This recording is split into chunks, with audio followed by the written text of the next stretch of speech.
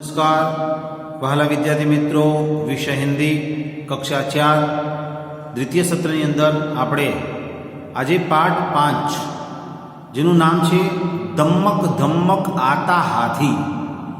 तो सरस मजानो कविता छे।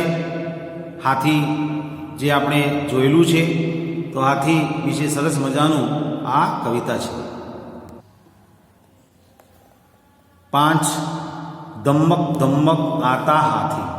तो धम्मक धम्मक एटले हाथीनी जे चाल छे ए धम्मक धम्मक, हाथी चाले त्यारे धरती पण गाजे एवो अवाज थतो होय छे। एटले धम्मक धम्मक आता हाथी। प्रयाग शुक्ल जे आ कविताना रचनाकार छे। प्रस्तुत कविता प्रसिद्ध रचनाकार श्री प्रयाग शुक्ल द्वारा रचित गई है। उनका जन्म यहाँ पर दिया है 1940 में कलकत्ता में हुआ था। साहित्य की विविध विधियाओं का सशक्त रूप से लेखनी चलाई है। बच्चों के लिए बहुत उल्लेखनीय रचनाएं लिखी हुई है। उन्होंने काव्य संग्रह 9 काव्य संग्रह लिखे हैं, 5 लघु कथा ग्रंथ संग्रह लिखा है, 3 उपन्यास, 1 कला पुस्तक, सत्यजीत रे पर 1 पुस्तक प्रकाशित है। इसके अतिरिक्त पत्रिका का संपादन भी किया है। तो यहाँ पर प्रयाग शुक्ल का उनका परिचय दिया हुआ है। तो आपको आज शीखवानुं छे खास विद्यार्थी मित्रों हाथी। तो तमे पण हाथीने जोयो हशे। ज्यारे रथयात्रा निकळे छे अमदावादनी अंदर भगवान जगन्नाथजीनी, ए वखते पण हाथी तमे जोया हशे। अथवा तमे प्राणी संग्रहालय में गया छो कांकरिया, तो त्यां पण तमे हाथीने जोयो हशे। अने घणीवार जे हाथी होय ए आपणा गामनी अंदर मुलाकाते पण ए आवतो होय छे हाथीने लईने, तो हाथी तमे जोयो हशे। तो हाथीनुं शरीर बहु कदावर होय छे। हाथीने 4 पग होय छे, ऊंचुं कदावर होय छे, एनो खोराक पण बहु વધુ હોય છે અને વજનદાર પ્રાણી છે। તો આપણે આજે સરસ રીતે એના રાગ સાથે આ 5મું જે કવિતા છે ધમક ધમક આતા હાથી એ તમારે કંઠસ્થ પણ કરવાનું છે અને તૈયાર પણ કરવાનું છે। સૌપ્રથમ તો આપણે ચિત્ર જોઈએ એટલે આપણે ખ્યાલ આવે કે હાથીના જે 4 પગ દેખાય છે, એના સુપડા જેવા કાન છે, એની લોબી એવી સૂંઢ છે જેને આપણે હિન્દીમાં સૂંઢ તરીકે ઓળખીએ છીએ, ગુજરાતીમાં સૂંઢ કહીએ છીએ। ત્યાર પછી એના 2 દંતુસળ હોય છે। દંતુસળ એટલે એના જે દાંત છે 2 દેખાય છે, અને હાથીને પૂંછડી હોય છે જે નાની હોય છે। હાથીના જે પગ છે એ કેવા છે? થાંભલા જેવા હોય છે। હવે ખાસ કરીને હાથીનો જે ખોરાક છે તો એની અંદર એ બધા જે વૃક્ષો હોય એની છાલ ખાય છે। એમાં વડલાની છાલ એને બહુ પ્રિય હોય છે। ત્યાર પછી એ કેળા પણ એને બહુ પ્રિય હોય છે। અને તમને ખબર હશે કે હાથી એ આપણા ગણપતિ દાદા, જેમનું મસ્તક આપણે જોઈએ એટલે ગણપતિ દાદાનું એ વાહન પણ ઉંદર છે ગણપતિ દાદાનું, પણ ગણપતિ દાદાનું જે મોઢું છે એ હાથીનું છે। તો ગણપતિ દાદા એ આપણા જે દેવી દેવતાઓ છે એમનું વાહન પણ છે। તો હવે અહીંયા જોઈએ તો ધમ્મક ધમ્મક આતા હાથી, ધમ્મક ધમ્મક જાતા હાથી, अपनी सूंड उठाता हाथी, अपनी सूंड गिराता हाथी, अपनी सूंड हिलाता हाथी, अपनी सूंड घुमाता हाथी। धम्मक धम्मक आता हाथी, धम्मक धम्मक जाता हाथी, जब पानी में जाता हाथी, भर भर सूंड नहाता हाथी, कितने केले खाता हाथी, यह तो नहीं बताता हाथी। धम्मक धम्मक आता हाथी, धम्मक धम्मक जाता हाथी। अहींया शब्दार्थ पण आपेलो छे। धम्मक एटले जोश, तेज, पानी, जल, नीर, सलील, हाथी जेने આપણે ગજ પણ કહી શકીએ। તો ફરીથી એકવાર હું સળંગ એ કવિતાનું ગાન કરીશ, તમારે એને યાદ રાખવાનું છે અને તૈયાર કરવાનું છે। दम्मक दम्मक आता हाथी, दम्मक दम्मक जाता हाथी, अपनी सूंड उठाता हाथी, अपनी सूंड गिराता हाथी, अपनी सूंड हिलाता हाथी, अपनी सूंड घुमाता हाथी। दम्मक दम्मक आता हाथी, दम्मक दम्मक जाता हाथी, जब पानी में जाता हाथी, भर भर सूंड नहाता हाथी, कितने केले खाता हाथी, यह तो नहीं बताता हाथी।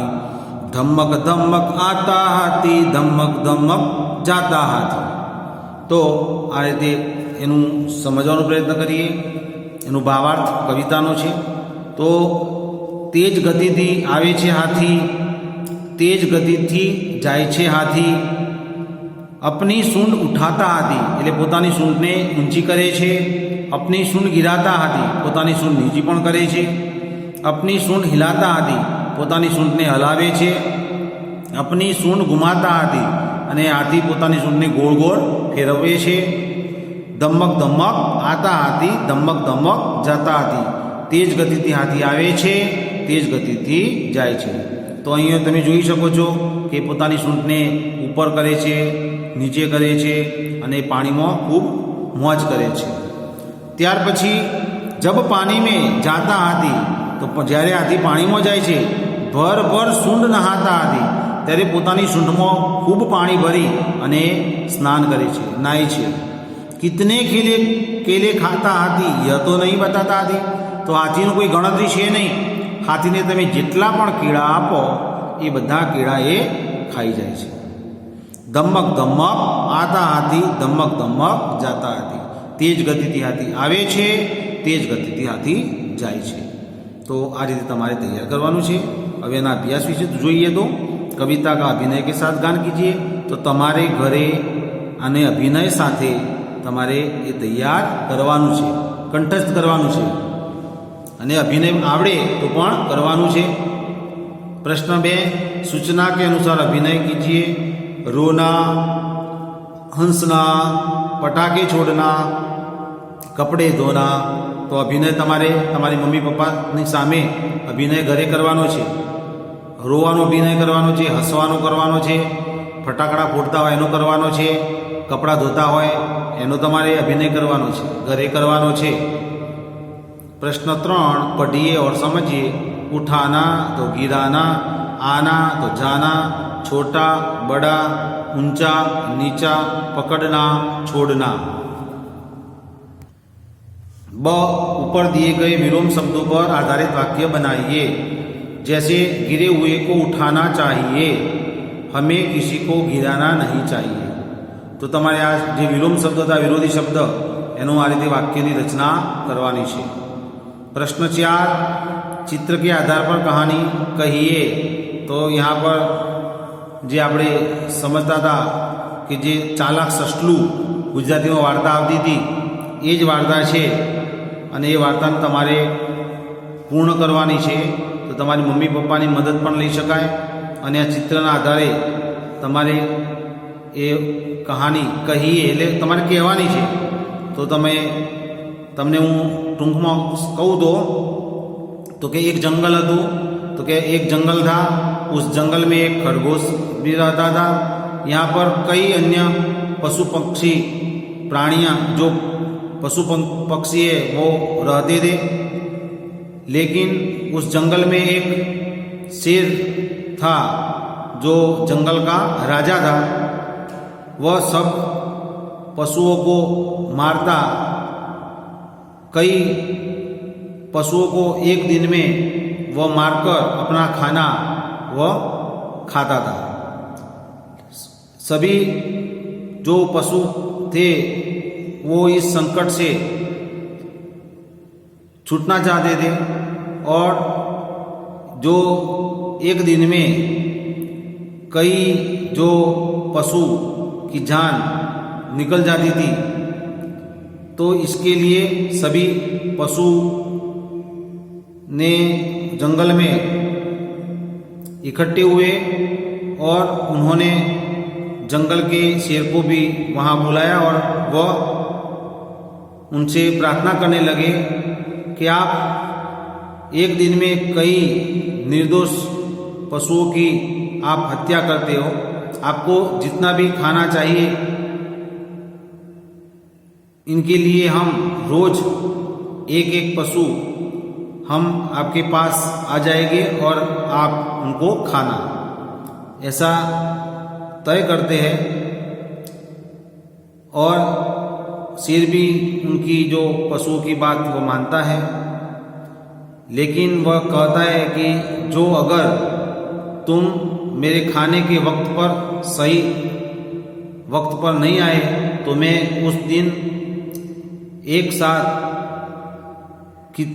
कई पशुओं की मैं जान ले लूँगा। अब एक बार एक खरगोश की बारी आई तो खरगोश बहुत बड़ा चालाक था। वह जानबूझकर शेर के पास खाने के वक्त के बाद वह पहुंचा।